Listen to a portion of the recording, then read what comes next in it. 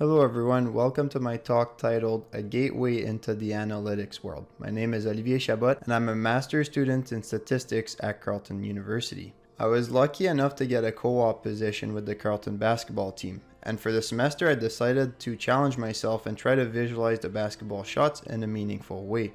So to do so, we need to actually collect shots. We need to know who shot the ball and from where on the court.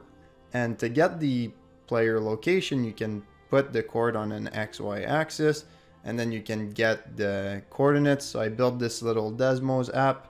This allows me to get the XY coordinates, but as you can probably imagine, it is a tedious process.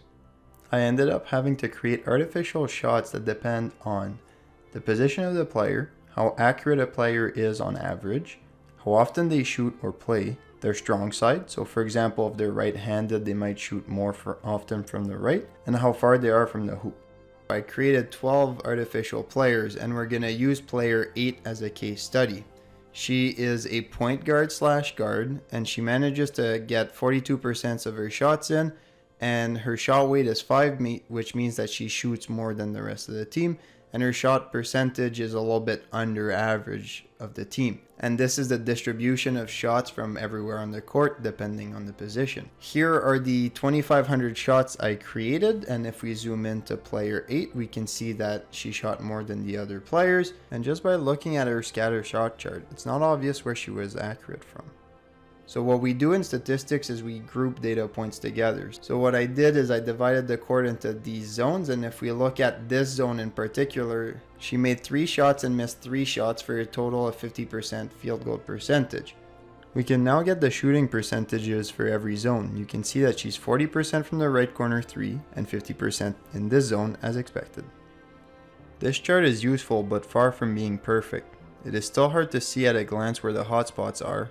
Furthermore, we have no information on how many shots were measured in each zone. Keeping these numbers in mind, we can also create an expected points per shot chart, which means on average how many points can you expect for every shot. And if you recall, 50% of 2 points when you're inside the 3-point line is 1 point, while 40% of 3 points is 1.2 point. So even though you're less accurate, it's still worthwhile to shoot beyond the 3-point line. So I wasn't going to stop there, and I decided to break the court into even smaller zone in these honeycomb shapes. We can create a shooting percentage chart such as this one to make it easier to see that she was particularly hot from this area of the court. However, when you compare her performance to the team as expected of her average 42%, she's under average, and the only zone where she's above average is this one. Building on this idea, we can create an expected points per shot chart. From this, we can see that points outside the 3-point line are worth more on average than shots inside the 3-point line for this player. Even the zone where she was most accurate from, it is still better to take a step back. Now here are my takeaways for the co-op position so far. First, find your voice. What I mean by that is to use your unique experience to your advantage. So for myself, I played hockey growing up, and I also graduated Teachers College. I think I'm incorporating those 2 aspects into my analytics practice to my advantage. Second, the best way to learn is to do. I'm convinced I learned more in this co-op than in any other courses. Lastly, in the year of 2020, I've tracked my mood every day, as you can see on this chart. Statistics and the amount of data we have available today can help us answer the bigger questions of life, such as, am I getting happier over time? Is my mood getting more stable?